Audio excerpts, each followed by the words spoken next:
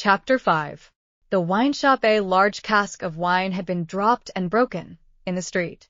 The accident had happened in getting it out of a cart. The cask had tumbled out with a run, the hoops had burst, and it lay on the stones just outside the door of the wine shop, shattered like a walnut shell.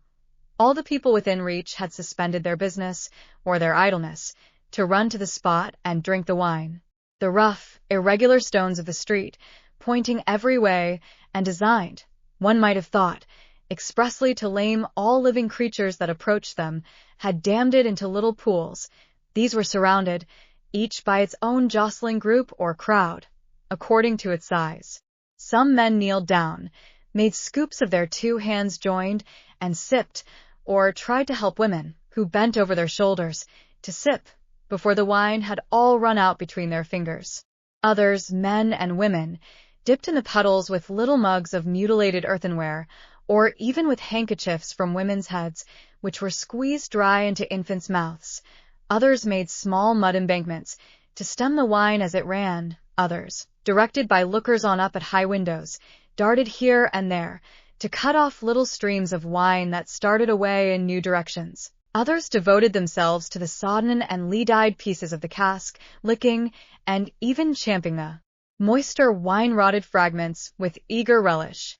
There was no drainage to carry off the wine, and not only did it all get taken up, but so much mud got taken up along with it, that there might have been a scavenger in the street, if anybody acquainted with it could have believed in such a miraculous presence. A shrill sound of laughter and of amused voices, voices of men, women, and children, resounded in the street while this wine game lasted. There was little roughness in the sport and much playfulness.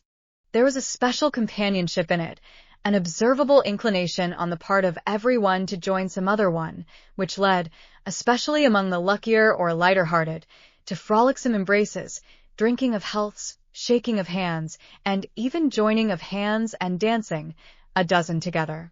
When the wine was gone, and the places where it had been most abundant were raked into a gridiron pattern by fingers, these demonstrations ceased, as suddenly as they had broken out. The man who had left his saw sticking in the firewood he was cutting set it in motion again. The women who had left on a doorstep the little pot of hot ashes, at which she had been trying to soften the pain in her own starved fingers and toes, or in those of her child, returned to it. Men with bare arms, matted locks, and cadaverous faces, who had emerged into the winter light from cellars, moved away, to descend again, and a gloom gathered on the scene that appeared more natural to it than sunshine. The wine was red wine, and had stained the ground of the narrow street in the suburb of Saint Antoine, in Paris, where it was spilled. It had stained many hands, too, and many faces, and many naked feet, and many wooden shoes. The hands of the man who sawed the wood left red marks on the billets, and the forehead of the woman who nursed her baby was stained with the stain of the old rag she wound about her head again. Those who had been greedy with the staves of the cask had acquired a tigerish smear about the mouth, and one tall joker so besmirched, his head more out of a long squalid bag of a nightcap than in it, scrawled upon a wall with his finger dipped in muddy wine lees, blood. The time was to come, when that wine too would be spilled on the street stones, and when the stain of it would be read upon many there. And now that the clouds settled on Saint Antoine, which a momentary gleam had driven from his sacred countenance, the darkness of it was heavy. Cold, dirt, sickness, ignorance, and want were the lords in waiting on the saintly presence, nobles of great power all of them, but most especially the last, samples of a people that had undergone a terrible grinding and regrinding in the mill, and certainly not in the fabulous mill which ground old people young, shivered at every corner, passed in and out at every doorway, looked from every window, fluttered in every vestige of a garment that the wind shook. The mill which had worked them down was the mill that grinds young people old. The children had ancient faces and grave voices, and upon them, and upon the grown faces, and ploughed into every furrow of age, and coming up afresh, was the sigh, hunger. It was prevalent everywhere. Hunger was pushed out of the tall houses, in the wretched clothing that hung upon poles and lines. Hunger was patched into them with straw and rag and wood and paper. Hunger was repeated in every fragment of the small modicum of firewood that the man sawed off. Hunger stared down from the smokeless chimneys and started up from the filthy street that had no offal among its refuse of anything to eat. Hunger was the inscription on the baker's shelves, written in every small loaf of his scanty stock of bad bread, at the sausage shop, in every dead dog preparation that was offered for sale. Hunger rattled its dry bones among the roasting chestnuts in the turned cylinder. Hunger was shred into atomics in every farthing porringeux of husky chips of potato, fried with some reluctant drops of oil. Its abiding place was in all things fitted to it.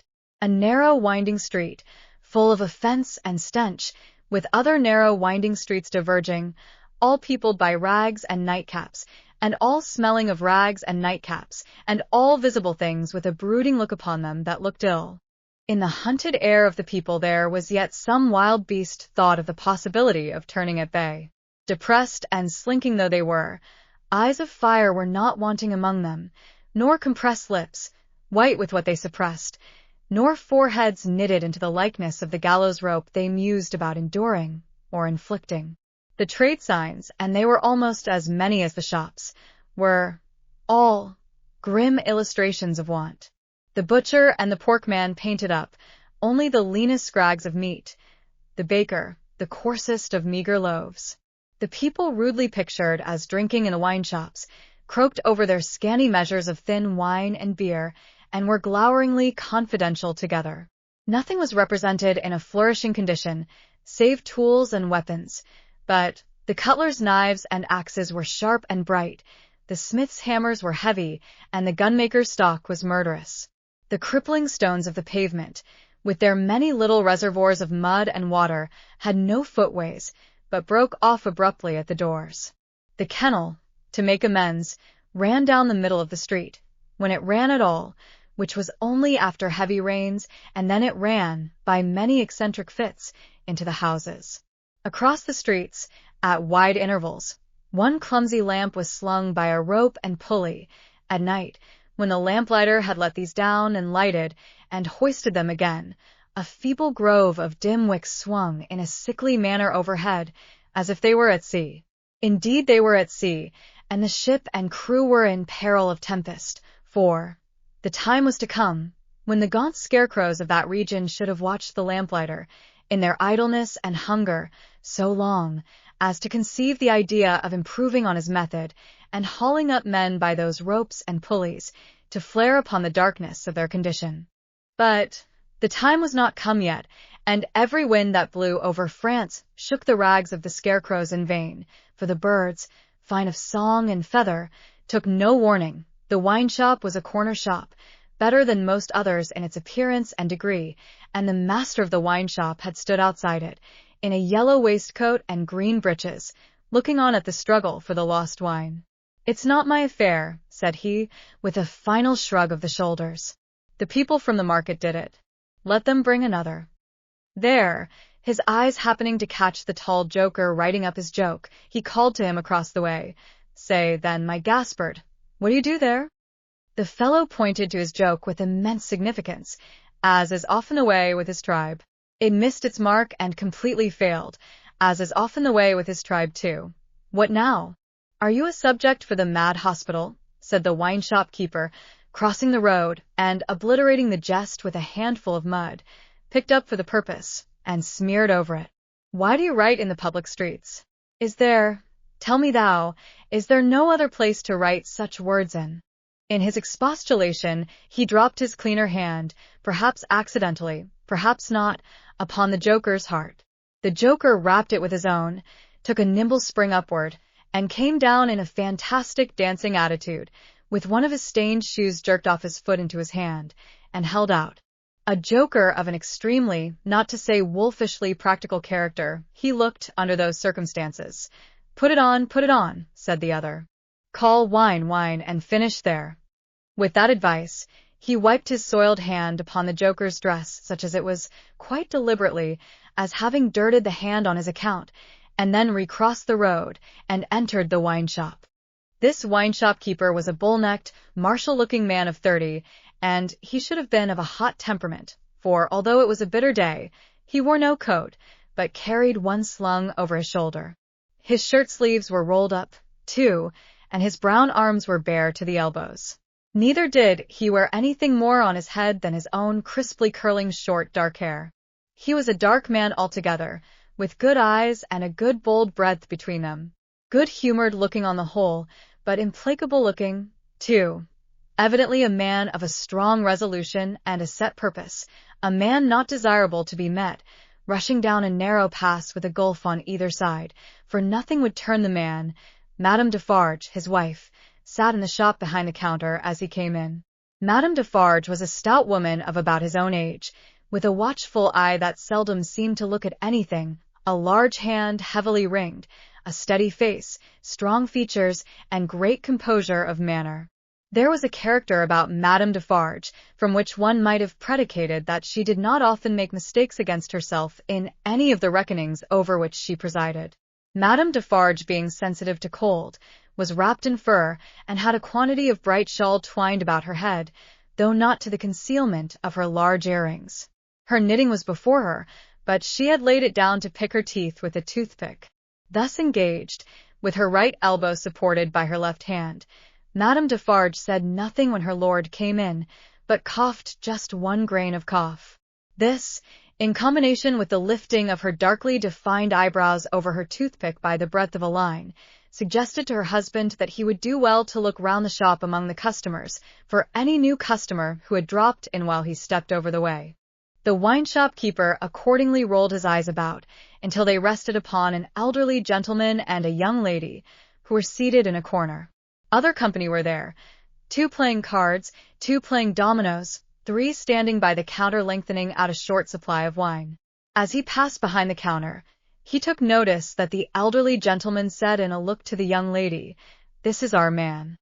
"What the devil do you do in that galley there?" said Monsieur Defarge to himself. "I don't know you."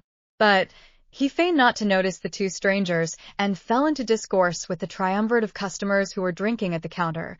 "How goes it, Jacques?" said one of these 3 to Monsieur Defarge. "Is all the spilt wine swallowed?" "Every drop, Jacques," answered Monsieur Defarge. When this interchange of Christian name was effected, Madame Defarge, picking her teeth with her toothpick, coughed another grain of cough, and raised her eyebrows by the breadth of another line. "It is not often," said the second of the 3, addressing Monsieur Defarge, "that many of these miserable beasts know the taste of wine, or of anything but black bread and death. Is it not so, Jacques?" "It is so, Jacques," Monsieur Defarge returned. This second interchange of the Christian name, Madame Defarge, still using her toothpick with profound composure, coughed another grain of cough, and raised her eyebrows by the breadth of another line. The last of the 3 now said his say, as he put down his empty drinking vessel and smacked his lips. "Ah, so much the worse. A bitter taste it is that such poor cattle always have in their mouths, and hard lives they live, Jacques. Am I right, Jacques?" "You are right, Jacques," was the response of Monsieur Defarge. This third interchange of the Christian name was completed at the moment when Madame Defarge put her toothpick by, kept her eyebrows up, and slightly rustled in her seat. "Hold, then." "True," muttered her husband. "Gentlemen, my wife." The 3 customers pulled off their hats to Madame Defarge, with 3 flourishes. She acknowledged their homage by bending her head and giving them a quick look. Then she glanced in a casual manner round the wine-shop, took up her knitting with great apparent calmness and repose of spirit, and became absorbed in it. "Gentlemen," said her husband, who had kept his bright eye observantly upon her, "good day. The chamber, furnished bachelor fashion, that you wished to see, and were inquiring for when I stepped out, is on the 5th floor. The doorway of the staircase gives on the little courtyard close to the left here," pointing with his hand, "near to the window of my establishment. But, now that I remember, one of you has already been there and can show the way. Gentlemen, adieu." They paid for their wine, and left the place. The eyes of Monsieur Defarge were studying his wife at her knitting when the elderly gentleman advanced from his corner, and begged the favour of a word. "Willingly, sir," said Monsieur Defarge, and quietly stepped with him to the door. Their conference was very short, but very decided. Almost at the first word, Monsieur Defarge started, and became deeply attentive. It had not lasted a minute, when he nodded and went out. The gentleman then beckoned to the young lady, and they, too, went out. Madame Defarge knitted with nimble fingers and steady eyebrows, and saw nothing. Mr. Jarvis Lorry and Miss Manette, emerging from the wine shop thus, joined Monsieur Defarge in the doorway to which he had directed his own company just before. It opened from a stinking little black courtyard, and was the general public entrance to a great pile of houses, inhabited by a great number of people. In the gloomy tile-paved entry to the gloomy tile-paved staircase, Monsieur Defarge bent down on one knee to the child of his old master, and put her hand to his lips. It was a gentle action, but not at all gently done. A very remarkable transformation had come over him in a few seconds. He had no good humor in his face, nor any openness of aspect left, but had become a secret, angry, dangerous man. It is very high. It is a little difficult. Better to begin slowly. Thus Monsieur Defarge, in a stern voice, to Mr. Lorry, as they began ascending the stairs. Is he alone? The latter whispered. Alone? God help him, who should be with him, said the other, in the same low voice. Is he always alone, then? Yes. Of his own desire? Of his own necessity. As he was, when I first saw him after they found me and demanded to know if I would take him, and, at my peril, be discreet, as he was then, so he is now. He is greatly changed. Changed. The keeper of the wine shop stopped to strike the wall with his hand, and mutter a tremendous curse. No direct answer could have been half so forcible. Mr. Lorry's spirits grew heavier and heavier, as he and his two companions ascended higher and higher. Such a staircase, with its accessories, in the older and more crowded parts of Paris, would be bad enough now, but, at that time, it was vile indeed to unaccustomed and unhardened senses. Every little habitation within the great foul nest of one high building, that is to say, the room or rooms within every door that opened on the general staircase, left its own heap of refuse on its own landing, besides flinging other refuse from its own windows. The uncontrollable and hopeless mass of decomposition so engendered would have polluted the air, even if poverty and deprivation had not loaded it with their intangible impurities. The two bad sources combined made it almost insupportable. Through such an atmosphere, by a steep dark shaft of dirt and poison, the way lay. Yielding to his own disturbance of mind, and to his young companion's agitation, which became greater every instant, Mr. Jarvis Lorry twice stopped to rest. Each of these stoppages was made at a doleful grating, by which any languishing good airs that were left uncorrupted seemed to escape, and all spoilt and sickly vapors seemed to crawl in. Through the rusted bars, tastes, rather than glimpses, were caught of the jumbled neighborhood, and nothing within range, nearer or lower than the summits of the two great towers of Notre Dame, had any promise on it of healthy life or wholesome aspirations. At last, the top of the staircase was gained, and they stopped for the third time. There was yet an upper staircase, of a steeper inclination and of contracted dimensions, to be ascended, before the garret story was reached. The keeper of the wine shop, always going a little in advance, and always going on the side which Mr. Lorry took, as though he dreaded to be asked any question by the young lady, turned himself about here, and, carefully feeling in the pockets of the coat he carried over his shoulder, took out a key. "The door is locked then, my friend," said Mr. Lorry, surprised. "Aye. Yes," was the grim reply of Monsieur Defarge. "You think it necessary to keep the unfortunate gentleman so retired?" "I think it necessary to turn the key." Monsieur Defarge whispered it closer in his ear, and frowned heavily. "Why?" Why? "Because he has lived so long, locked up, that he would be frightened, rave, tear himself to pieces, die, come to I know not what harm, if his door was left open."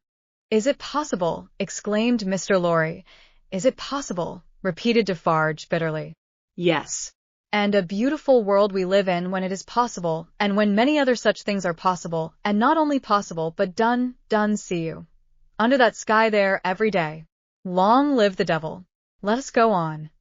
This dialogue had been held in so very low a whisper, that not a word of it had reached the young lady's ears. But, By this time she trembled under such strong emotion, and her face expressed such deep anxiety, and, above all, such dread and terror, that Mr. Lorry felt it incumbent on him to speak a word or two of reassurance. "Courage, dear miss." Courage. "Business. The worst will be over in a moment. It is but passing the room door, and the worst is over. Then, all the good you bring to him, all the relief, all the happiness you bring to him, begin.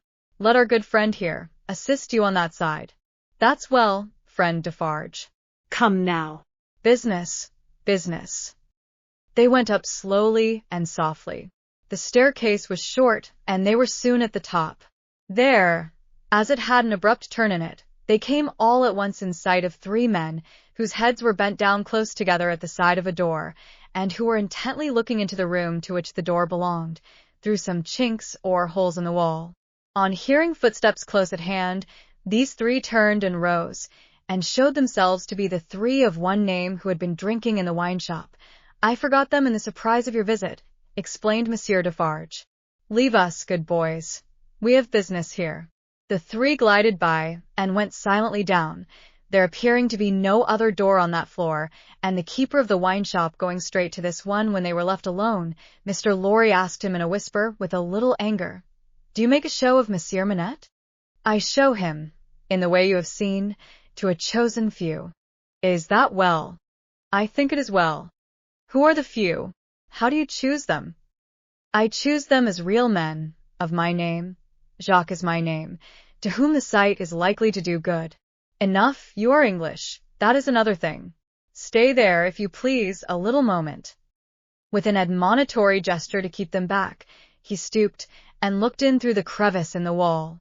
Soon raising his head again, he struck twice or thrice upon the door, evidently with no other object than to make a noise there.